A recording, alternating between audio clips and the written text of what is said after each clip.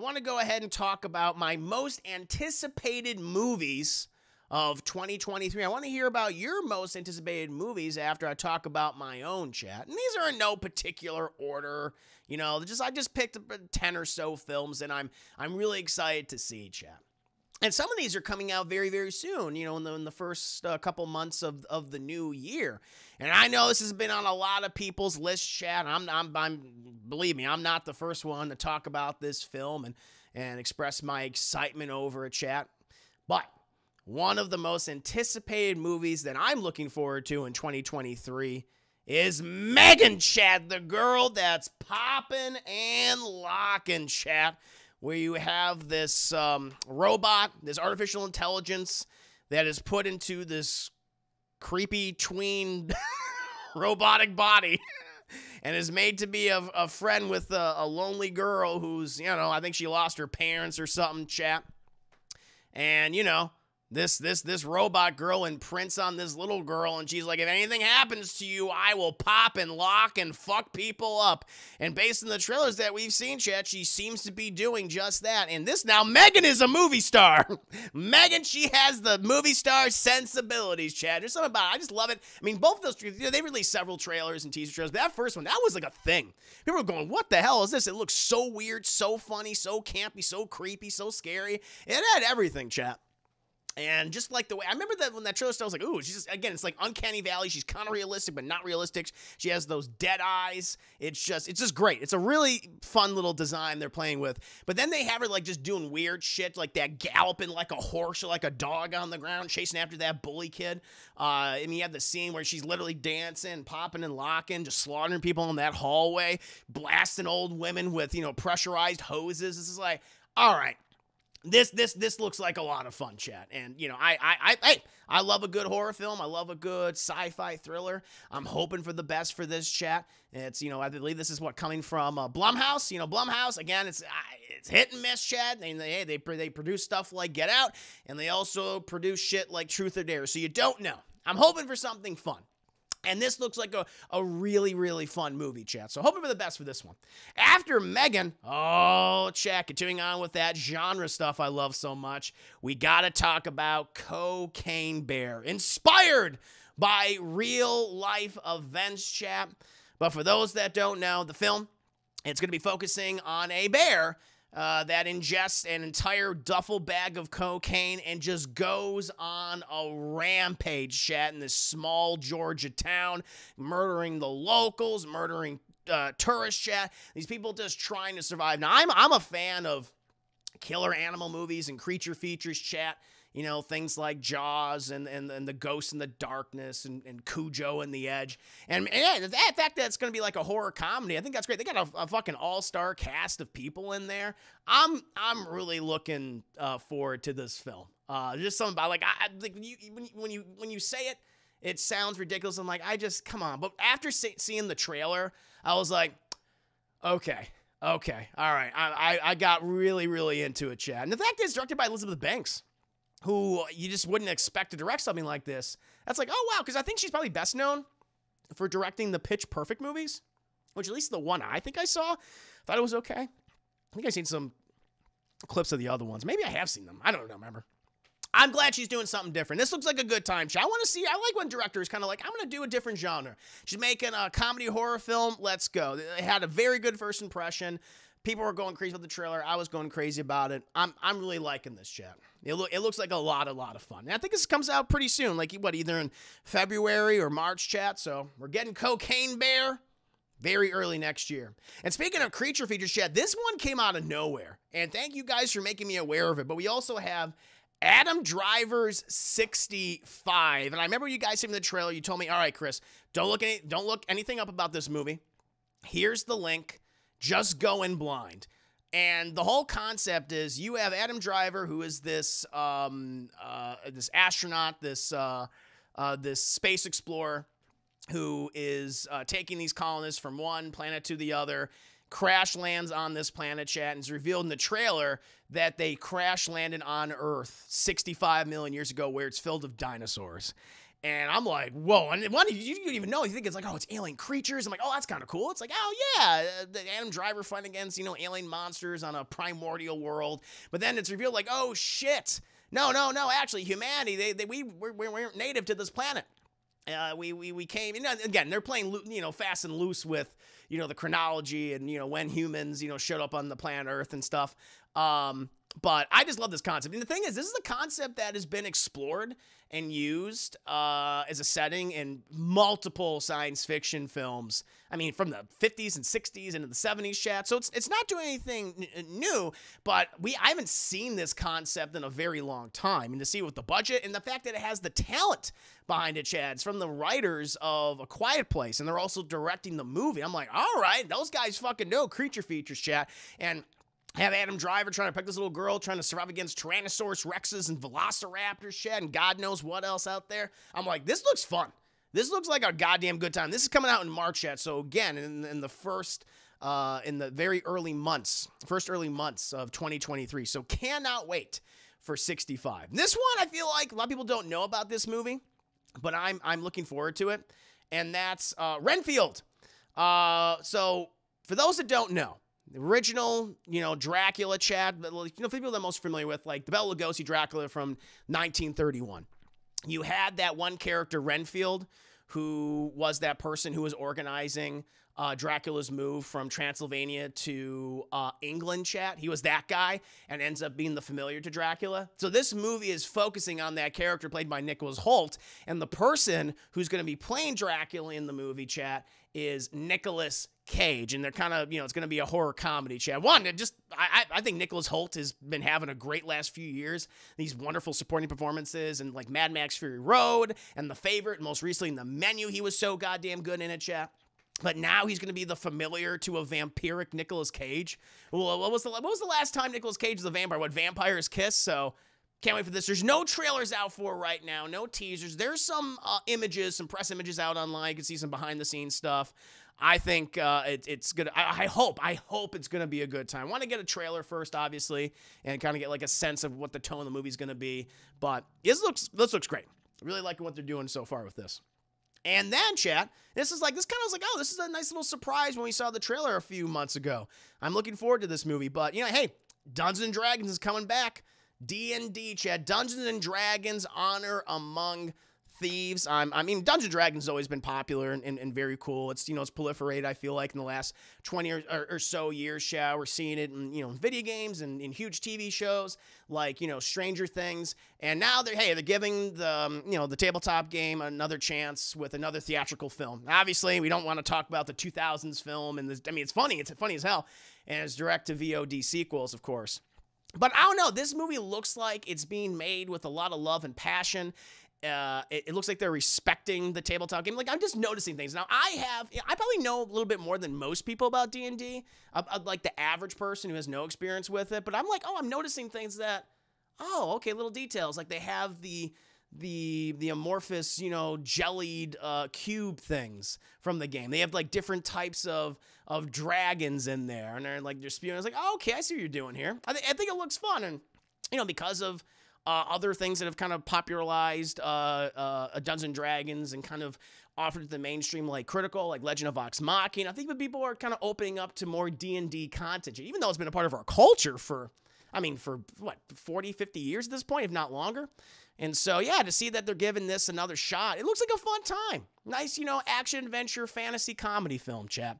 And you got a good cast in there, too, from, Chris Pine. You have Michelle Rodriguez. Damn, she's fighting dragons. You have a number of other actors in there, too. I forget the actress. She's playing, I think it was, not a Gelfling. I'm thinking of, the Dark Crystal. But you have the one girl who was the main female lead in the It series, the child version. She's in this. So, yeah, I'm liking the cast. And Chris Pine looks like he's having a lot of fun. As the bard, he's the planner, he's playing his little fucking lute. It looks good, chat. So, very excited for Dungeons & Dragons: Honor Among Thieves. And after that, chat, now I know, it's popular to hate Marvel nowadays. All the cool film fans say Marvel is lame, but I'm still excited for a number of Marvel movies, chat, including Ant-Man and the Wasp: Quantumania, chat. One, because it's going to introduce us to one of Marvel's greatest villains, which we've kind of already seen a version of him, and that is Jonathan Majors' Kang the Conqueror chat. We're really going to start to thoroughly explore the quantum realm here, really set up, again, a lot of I think the big events are going to be happening in the multiverse saga. But yeah, I like that we're going to spend seemingly most of the movie in the quantum realm, really explore it and just see kind of like continue to explore like the multiverse itself. But I just cannot wait to see Jonathan Majors as his character of Kang. To me, he's up there with, Thanos and Doctor Doom. And I know we're going to see more of him in the future. I mean, they're literally having an entire Avengers film built around him, with the Kang Dynasty. So that the fact that we're going to get his, we already kind of saw him, at least a version of him in Loki, kind of like, ooh, a little hint. But now it's going to be the proper version of the character. Cannot wait. Jonathan Majors is a very talented actor. He's been hearing some great stuff over the last several years, chat. So really, really excited. And I really liked the first Ant-Man movie. That was a nice little heist film. It was a nice little palate cleanser after all the kind of big, operatic Avengers and superhero films. Like, some a little smaller, more intimate. I was not the biggest fan of Ant-Man and the Wasp. It just kind of felt directionless. It didn't feel, I didn't care for the villains either. So with this one, it feels like, okay, now Ant-Man's has some big stakes here. And I like that they're bringing in his family. He's going to be connected with his daughter more, who I love. That was one of my favorite aspects of the previous Ant-Man films and Endgame was him with his daughter. I really love that. Well, they have recast the daughter. They have done that, which I thought, let's do this. That's disappointing for that actress. But I'm still interested in seeing this, chat. I'm still interested in Marvel, but I'll call them out when I feel like they deliver a subpar product. But I'm hoping for the best. I'm hoping this is a big improvement over Ant-Man and the Wasp, and I think it will be, especially with someone like Kang the Conqueror. And continuing on talking about Marvel, chat. Very excited to see the third and final chapter in James Gunn's trilogy for Guardians of the Galaxy Volume 3. Where we have the team going up against the High Evolutionary. We're dealing with Star-Lord's depression over the loss of Gamora. We're going to be learning about more of Rocket Raccoon's past, chat, as an experiment of the High Evolutionaries. And yeah, but it still looks like fun. It still looks like a good time. And after, recently watching the Guardians of the Galaxy Holiday Special, I was like, oh shit, I got even more excited for it, Chad. I thought that was such a fun little Christmas special too. Really put a smile on my face. And yeah, I liked it. I feel like there's going to be some major consequences, some major deaths. I think it's going to be the last time we see this iteration of the team. And not to say that they won't continue on with Guardians of the Galaxy movies, but I feel like this is the last time we're going to see a lot of these people. And it'll be cool. I'm really looking forward to it, Chad. James Gunn, he most of the time, I feel like most of the time, he's pretty good at blending, the drama with the humor. And, he's delivered a number of gut punches, even in movies I wasn't very fond of. Like Guardians 2, there's things I liked about it. I think overall, it had some issues. But like what they do with Yondu and dealing with Yondu's death. I really love that. And so if he can lean more into that with these characters, I'm game. So excited for this, Jeff. And then kind of finishing up at least Marvel, although this is not coming from the MCU, but I am very excited for Spider-Man Across the Spider-Verse, chat. Spider-Man Into the Spider-Verse was such a surprise. I think, I did have my misgivings about that film initially. I was like, I just wasn't sure. I was very mistrustful of Sony. Still am mistrustful of Sony. I don't think Sony knew what they had with the first movie at all. They had no idea. I really feel like it almost felt like a fluke. They let, those filmmakers and the producers, Phil Lord and Chris Miller, just, go ahead and make your animated Spider-Man film. And they probably delivered the best Sony-produced Spider-Man movie of all time. One of my favorite animated films, and of the last decade, Chad. And the sequel, we recently just saw several trailers. We're going to be exploring more of this Spider-Man multiverse. Gotten announcements for all the new Spider-Man they're going to appear in. Then most recently, Spectacular Spider-Man. It just looks great. But I like this continuation of that first story because that's the thing about that movie. Yes, you had that art style, which I feel like is for a lot of people. It certainly was for me. Introduction to this just awesome looking art style. And we kind of start to see proliferate. Sarah Mitchell's with the Machines, kind of see like a version of it in Arcane. It just feels really unique and fresh.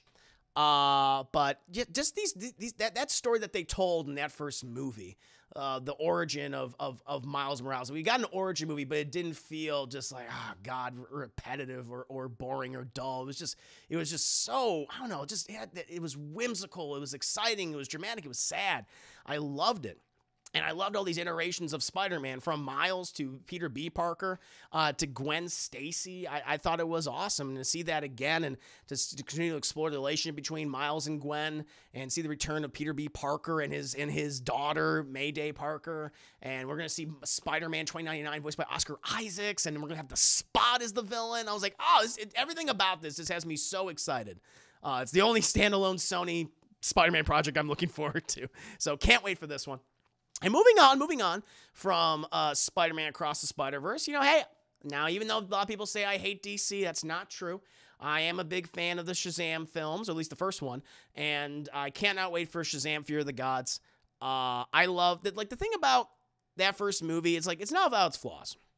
Mark Strong, I feel like he did an admirable job. Didn't give a lot for him to do, honestly, as the villain, Dr. Sivana. But the things that movie got right was the character of Shazam, and embracing the idea of this kid, this teenager, getting the abilities, being within the body of an adult, and trying to figure out how to be responsible with it. I really like that. They focused on the family, and that was nice. They seem to be doing that even more so in this film, the whole Shazam family. I just loved it. They literally gave me Big with superpowers, and I loved it for that. Again, not about its flaws, but here we're going to continue to explore the family. We're going to get some new villains. We got Helen Mirren in there, Chad. Love seeing Helen Mirren. I think it'll be really cool. I think she's an original villain too. That's not from the comics. So I was like, oh, that'd be kind of cool to see something completely new. Since they can't use Black Adam now, can they? But yeah, I'm looking forward to this. Even though that we'll see where Zachary Levi ends up in the greater DC universe going forward. This is the last hurrah. And hey, let's make it a good one, because he's done such a great job in this role. A lot of the cast have done such a great job. So from Asher Angel to, who are the other cast members? I just love the whole idea that they have the Shazam kids in there. I was wondering if they were going to have the Shazam kids in the movie, and I was just so happy that they had them. But let me, you had, of course, Asher Angel, who plays Billy Bastion. Yeah, Jack Dylan Grazer, I thought, did a great job. Yeah, so much fun, Chad, so much fun. And then last but not least, Chad, last one I'm excited for, nice big spectacle blockbuster movie, and that is Mission Impossible: Dead Reckoning. Obviously, Top Gun Maverick is, at least at this point, still my favorite movie of 2022, and for a variety of good reasons, Chad. And I've liked a number of the Mission Impossible films. My favorite is still probably 3, but I really liked 4 a lot, Ghost Protocol, and I did enjoy Fallout. But yeah, I think what they've said, they're going to only make 2 more of these movies, and this is part 1 of 2 of Dead Reckoning. So yeah, it's more spy antics, chat, with Ethan Hunt and company, people like Simon Pegg and Ving Rhames. And this series is, it's kind of reinvented itself over time and continue to get even more popular, chat. So I'm excited for it. I'm really looking forward to this movie. But that, my friends, those are my most anticipated films of 2023. What about you guys? What are you looking forward to coming up next year? I'm very curious.